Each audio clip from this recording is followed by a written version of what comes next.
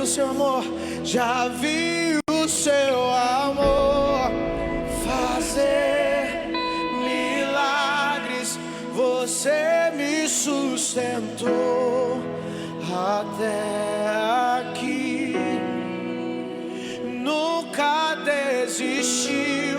Como fogo vem e me envolve.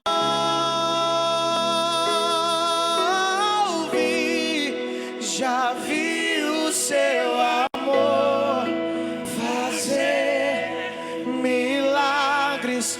Você me sustentou até aqui, nunca desistiu. Como fogo vem e me envolve.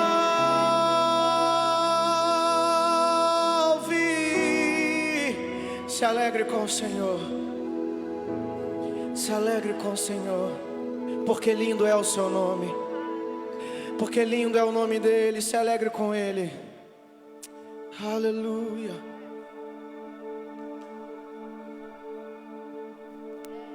No início eras a palavra, com Deus o Altíssimo,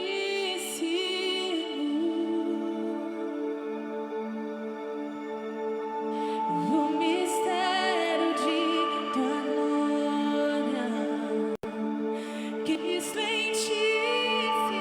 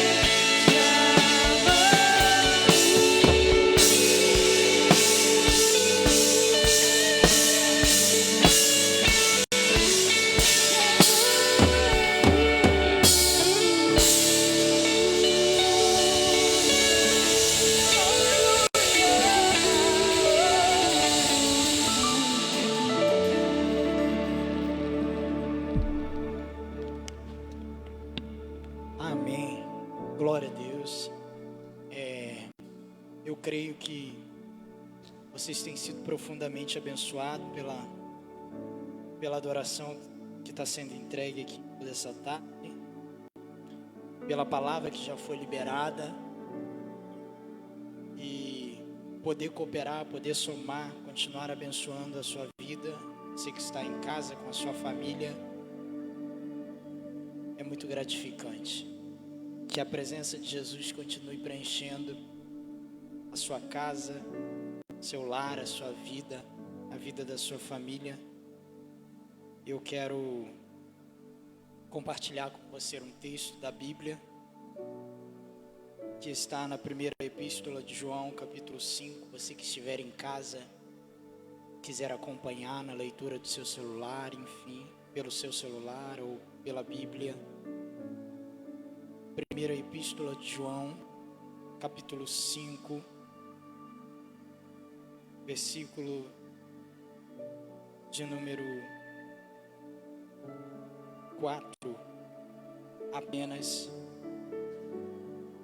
O texto diz assim: porque todo que é nascido de Deus vence o mundo, e esta é a vitória que vence o mundo, a nossa fé em Cristo Jesus.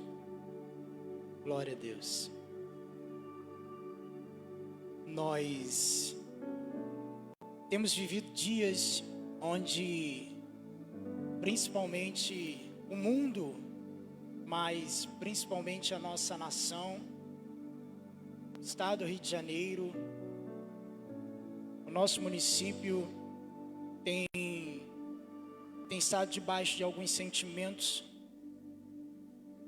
oposto à convicção que o Evangelho nos traz. Quando eu digo alguns sentimentos opostos às convicções que o Evangelho traz, é porque nós temos visto no mundo físico dias de caos, dias de desespero, dias onde o medo tem avançado e dominado muitas pessoas. Mas o posicionamento da igreja, o posicionamento dos filhos de Deus, nesse momento é muito relevante, é muito importante. Eu tenho discursado e tenho experimentado a certeza de que Deus é digno de toda a nossa confiança. Deus é digno de toda a nossa confiança. Por que eu digo isso? Porque tudo isso que está acontecendo para a gente não é uma surpresa.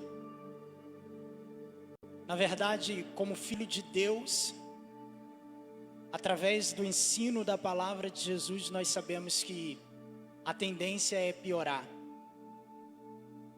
Essa pandemia e tantas outras coisas virão sobre a terra, mas nós, como filhos de Deus, devemos estar certos, convictos de que os eternos não sofrerão, não só dessa pandemia, como de qualquer outra situação inversa. O texto que lemos, João, ele traz uma reflexão clara a respeito da condição da igreja e a respeito também da posição da igreja.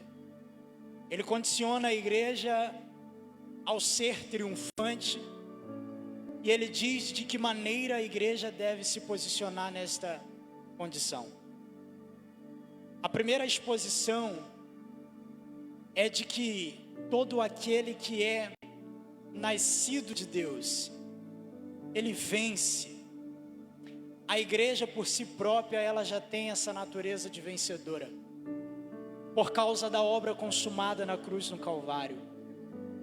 A igreja, ela não precisa criar recursos, formas, métodos para que se torne aquilo que Jesus já a tornou através da obra consumada na cruz. Nós, filhos de Deus, que aceitamos a pessoa de Jesus, a sua completude, temos essa convicção de que nos tornamos vitoriosos por intermédio da obra consumada de Jesus na cruz. Agora, Observe comigo você.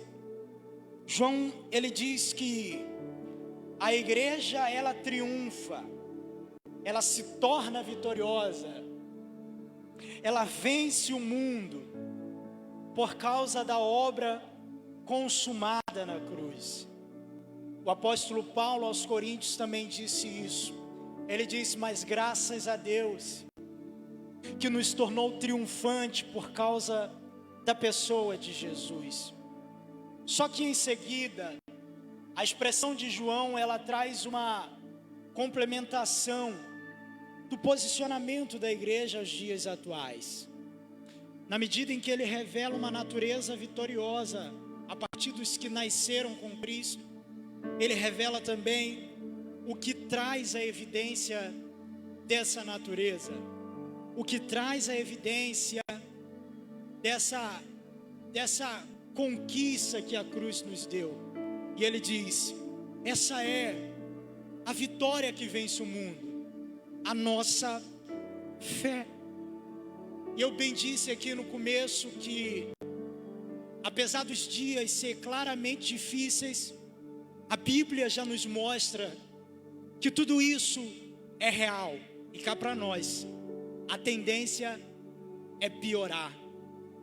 Porém nós, filhos de Deus, que nos tornamos vitoriosos em Cristo, não temos razões, não temos motivos nenhum para nesse momento estarmos debaixo de preocupação, debaixo do sentimento de medo, debaixo do sentimento de pavor. William, você está sendo muito incoerente, as coisas não estão fáceis, as circunstâncias estão totalmente difíceis. Não, a Bíblia já havia nos mostrado isso, e vai piorar as coisas, mas os filhos de Deus sabem que tudo isso que está acontecendo não interfere numa colocação que Deus já nos deu a partir da obra consumada da cruz. Nós nos tornamos vitoriosos e manifestamos uma vida de fé. E quando nós falamos de fé, esse não é um mundo distante para mim, para você, para todos aqueles que receberam a obra consumada da cruz, porque essa é a nossa verdade, essa é a nossa maneira de viver, esse é o nosso estilo de vida. Eu não falo de fé como trazer à existência algo que não existe. Eu falo de fé como a convicção de algo que já existe, embora eu não veja. A igreja, ela tem que caminhar nesses passos. O mundo propaga notícias de dor, o mundo propaga notícias de desespero, de medo, mas nós que estamos em Cristo, baseado na obra consumada da cruz, damos passo de fé convictos de que esses são os dias do Senhor, de que esses são os dias onde Cristo está manifestando, onde Cristo está provando a sua igreja nos passos pelos quais ela inseriu a partir da sua natureza. Então, eu gostaria de te dizer em poucas palavras aqui algumas verdades que precisam ser praticadas no seu interior, na sua vida num momento como esse. William, quais verdades eu preciso praticar? Simples: uma vida de fé, um posicionamento de fé, porque você já se tornou vitorioso pelo que Cristo fez. E um posicionamento de fé é muito mais do que uma expectativa, é muito mais do que um desejo, é muito mais do que uma vontade de que algo aconteça. Um posicionamento de fé, segundo o escritor aos Hebreus, é uma convicção, é uma certeza de coisas que não vemos, mas de coisas que cremos. Irmãos, nós precisamos caminhar nessa dimensão, nós precisamos seguir nessa dimensão. É o padrão de vida que Deus estabeleceu para os que foram nascidos com Ele, através da obra consumada da cruz. E eu queria que você entendesse isso aqui. O campo da fé, ela te dá duas vertentes. Primeiro, ela não elimina as circunstâncias adversas. Quando você caminha em fé, isso não quer dizer que a convicção que você carrega vai eliminar as adversidades da vida, as dificuldades e os desafios da vida. Não. A Bíblia diz que as aflições é para o tempo presente. A Bíblia diz que no mundo nós teríamos aflições. O campo da fé, ele não vai isentar de você a dificuldade, o desafio que nós devemos passar. Agora nós precisamos entender que quando estamos vivendo uma vida de fé, nenhum tipo de adversidade, nenhum tipo de desafio, nenhum tipo de aflição rouba as convicções que nós possuímos.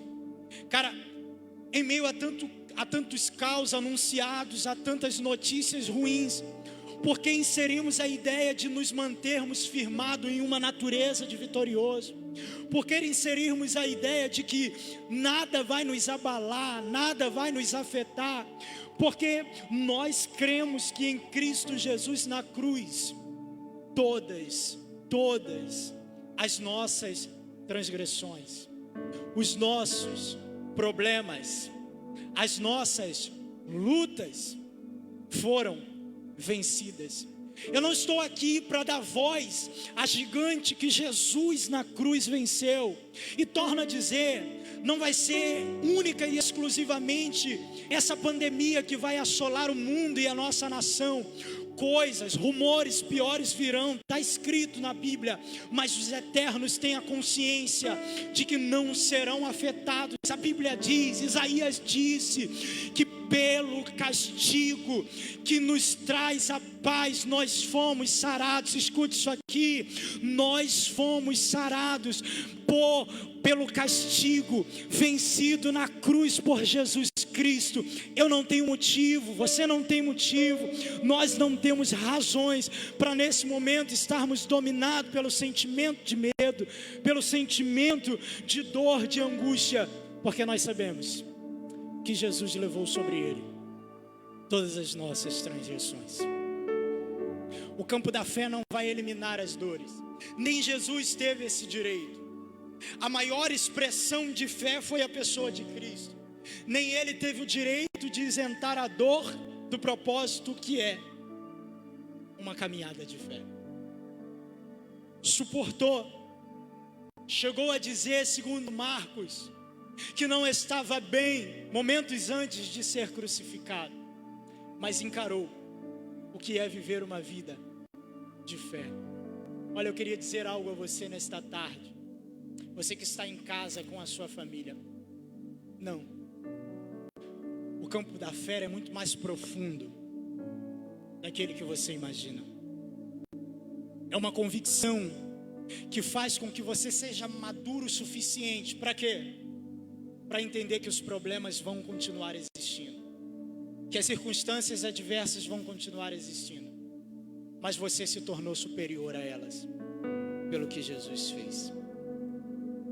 Se tem uma palavra para motivar a sua alma nesta noite e o seu espírito, é esta: se agarre no que Jesus fez na cruz e estabeleça um caminhar, um estilo de vida de fé, sabendo que você vai enfrentar dias difíceis, sabendo que você vai enfrentar dias de dificuldade, mas esses dias não abalam as convicções que você carrega, as certezas que você possui.